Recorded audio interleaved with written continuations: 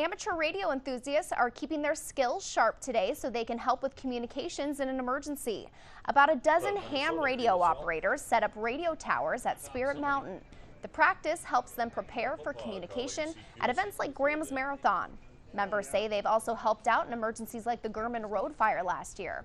They say ham radios are effective where cell phone signals drop out. The radios don't get plugged up.